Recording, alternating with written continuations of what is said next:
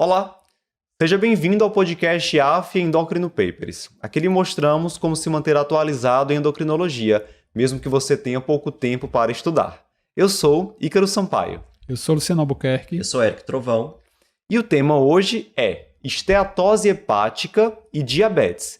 Novo consenso da American Diabetes Association agora de 2025.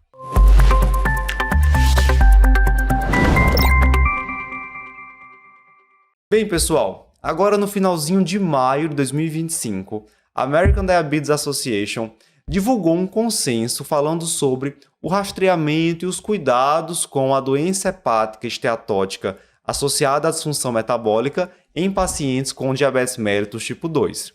Os autores trazem vários pontos importantes relacionados ao rastreamento, à avaliação de complicações de fibrose nesses pacientes e, obviamente, sobre o manejo, sobre o tratamento, tanto no paciente que tem doença hepática esteatótica associada à obesidade, quanto no paciente que tem também diabetes mellitus tipo 2, e a gente vai trazer ao longo desse videocast os principais pontos deste documento. Bem, logo na introdução, eles começam, obviamente, falando sobre a importância de haver um consenso, de haver recomendações sobre esse tema, né? Qual é a relação que existe ali entre doença hepática esteatótica e pré-diabetes ou diabetes mellitus tipo 2? Existem dados americanos, lá dos Estados Unidos, de que cerca de 70% das pessoas com diabetes tipo 2 já apresentam doença hepática esteatótica associada à disfunção metabólica. Destes, metade já possuem esteatohepatite e 1/5 apresentam fibrose. Então, são dados bem preocupantes, principalmente quando a gente sabe que a doença hepática esteatótica é hoje também já considerada um fator de risco para eventos cardiovasculares. O paciente que tem a doença hepática, ele tem um risco maior de infarto, de mortalidade cardiovascular, tem um risco maior, obviamente, de desfechos adversos hepáticos, como cirrose, hepatocarcinoma. E mesmo no paciente que não tem ainda diabetes mellitus, ter doença hepática esteatótica aumenta o risco de doenças metabólicas, como, por exemplo, a progressão de pré-diabetes para diabetes tipo 2. Então, fica muito claro a importância de falar sobre esse tema. Como tudo que é muito prevalente está associado a complicações, mas se essas complicações podem ser prevenidas, a gente tem que, obviamente, falar sobre rastreio. E eles falam muito sobre rastreio ao longo desse consenso. Mas antes do Luciano trazer para a gente quais são as recomendações sobre rastreamento, Eric, nesse consenso eles debatem também um pouco sobre nomenclatura. A nomenclatura relacionada à doença hepática esteatótica, o que é que mudou, o que é que os autores recomendam? Então, eles vão de encontro, assim, concordando com outras diretrizes que já mudaram a nomenclatura. Né, que agora a gente vai falar de doença hepática esteatótica associada à disfunção metabólica. Né? Tira aquele termo não alcoólica. Né? Você meio que antes dizia o que a pessoa não tinha, mas não dizia o que ela tinha.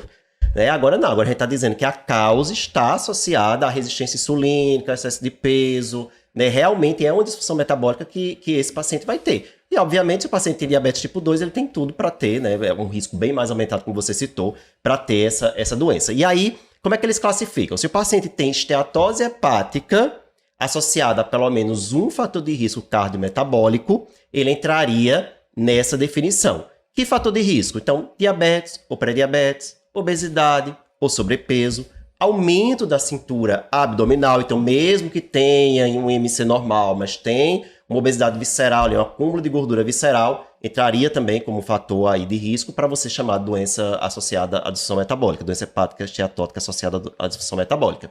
Também hipertensão, hipertrigliceridemia e HDL baixo, né? Ou seja, aquele perfil de dislipidemia mais heterogênica, né? da resistência insulínica. Então, aquela bem clássico mesmo. Aí, claro, você afastar um excesso de ingestão de bebida alcoólica.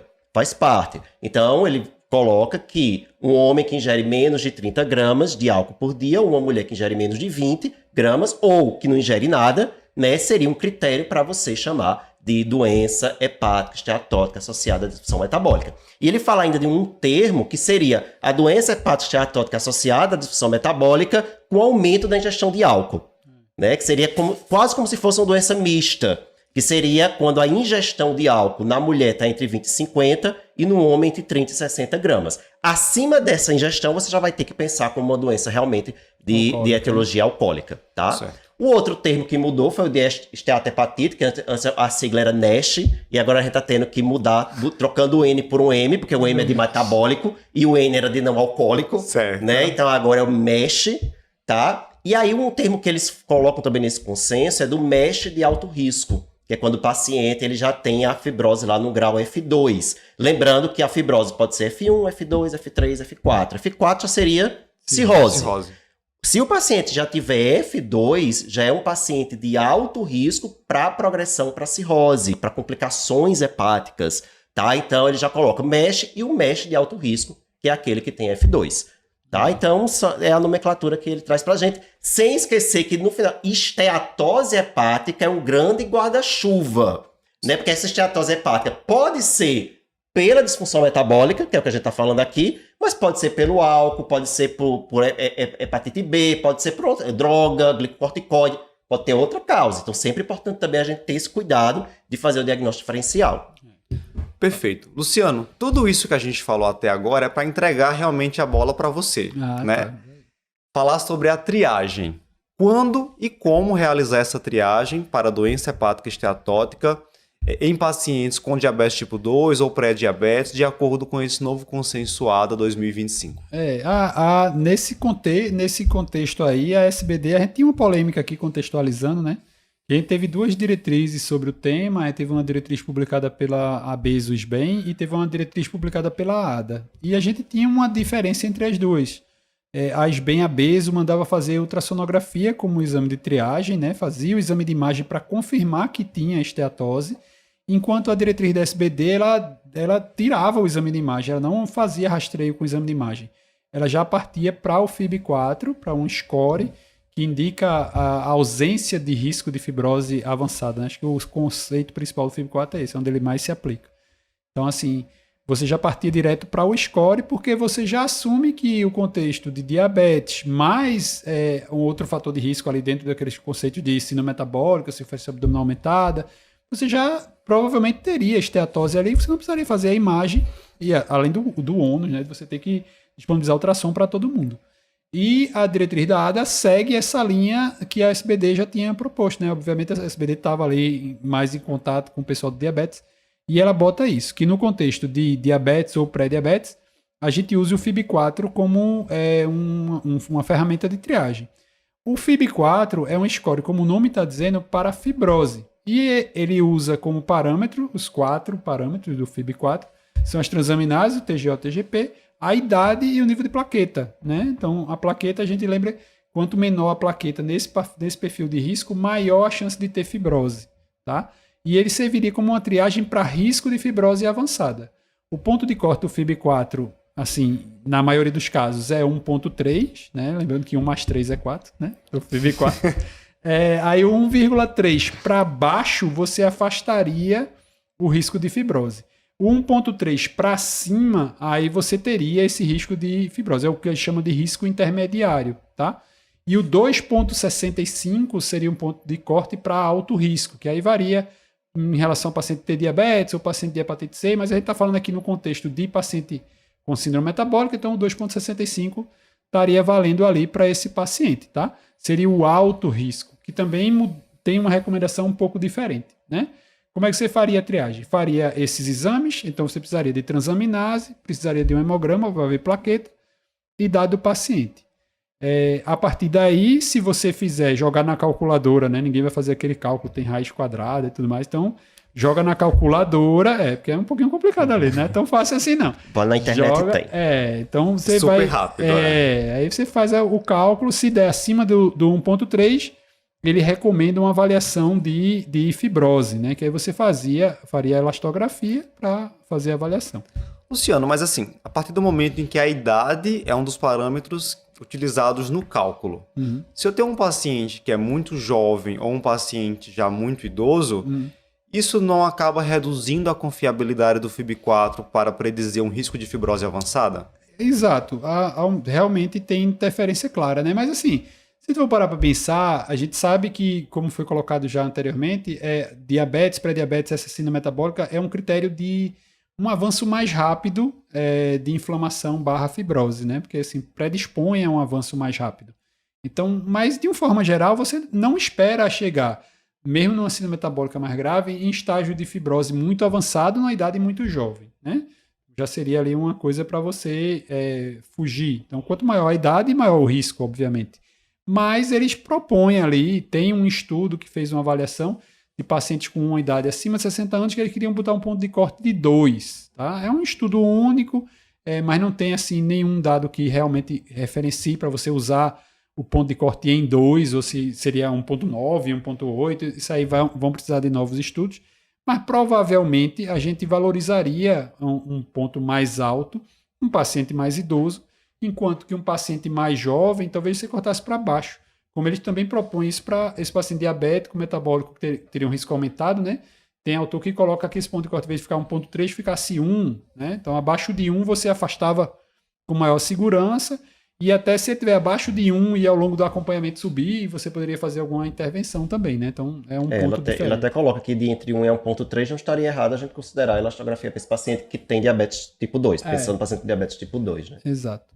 Perfeito. E assim, de todo modo, lembrar que o FIB4 é uma triagem, né? A gente está falando aqui de triagem ainda. Esse paciente vai ter uma avaliação subsequente, então não haveria problema se você superestimar o risco num paciente mais idoso, até porque ele será avaliado com outro exame posteriormente. Então agora sim, no algoritmo mesmo, embora a gente tenha discutido essa questão do ponto de corte, o ponto de corte que eles botam é 1.3. Nem abaixo de 1.3 você vai acompanhar, acima de 1.3 é o que eu acho que você vai querer falar agora, né? Exatamente. Qual é o papel, então, da elastografia nesses pacientes com doença hepática esteatótica, de acordo com esse novo consensuado 2025?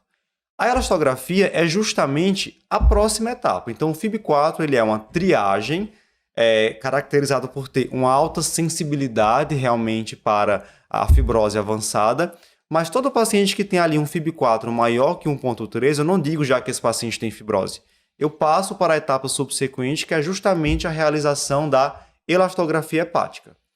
E aí, se na elastografia houver um índice de rigidez hepática a partir de 8 kPa, que seria um equivalente a um F2, pelo menos um F2, que é a partir do qual a gente já tem a fibrose clinicamente significativa, aí sim, a gente começa a se preocupar mais com esse paciente. O ideal é que esse paciente seja então encaminhado para avaliação com um hepatologista ou um gastroenterologista, para que tenha, além do segmento com endocrinologista, um segmento também especializado.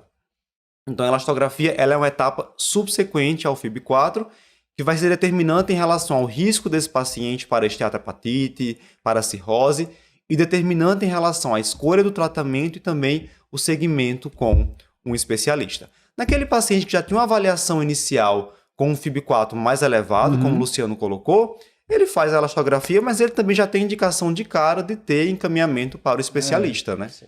Ele bota esse ponto de corte lá do 2.65, 2.67. Acho que é 2.67, que eles colocam. Né? 267. Se ele entrasse no alto risco do FIB4, quando você botar na calculadora, vai sair a interpretação se ele é risco intermediário ou alto risco já, né?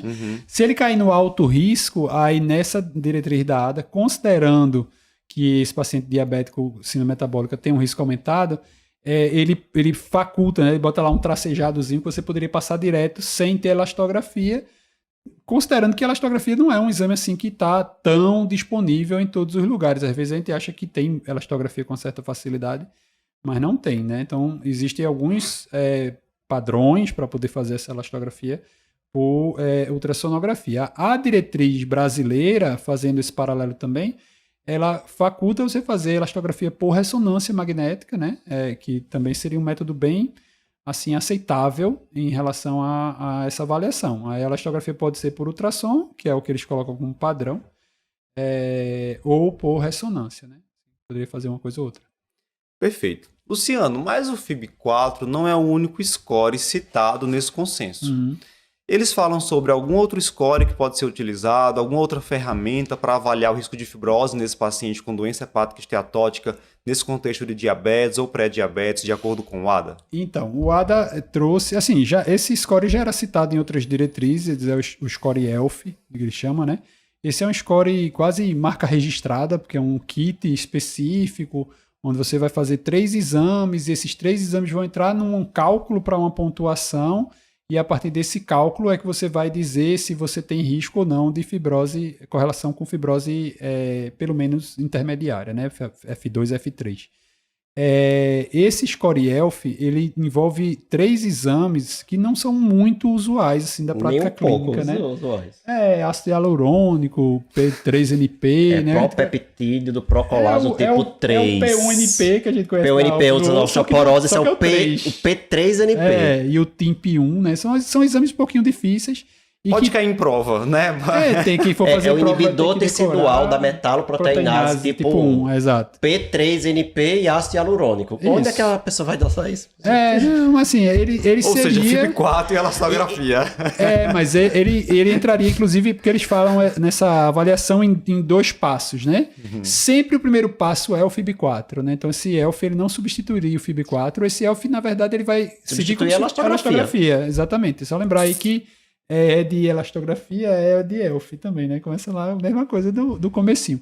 E aí ele substitui a elastografia para avaliar esse paciente que teria um risco de fibrose intermediária avançada, que é um paciente onde você vai ter uma indicação mais formal de fazer alguma intervenção mais avançada, né? Um tratamento realmente dirigido para a doença hepática, né? Aí ele agora acho que aqueles votos, você faz o ELF, se não tiver disponível a elastografia. Mesmo se a gente não tem elastografia, a ELF é que a gente não vai ter mesmo, porque não vai conseguir dosar essas coisas. Talvez na realidade dos Estados Unidos, não sei como é, mas aqui no Brasil acho que complica. Mas também às vezes é tempo, né? Daqui a um tempo populariza. Talvez tenha. Bem, e agora? Como fica o acompanhamento desses pacientes a partir dos exames realizados anteriormente?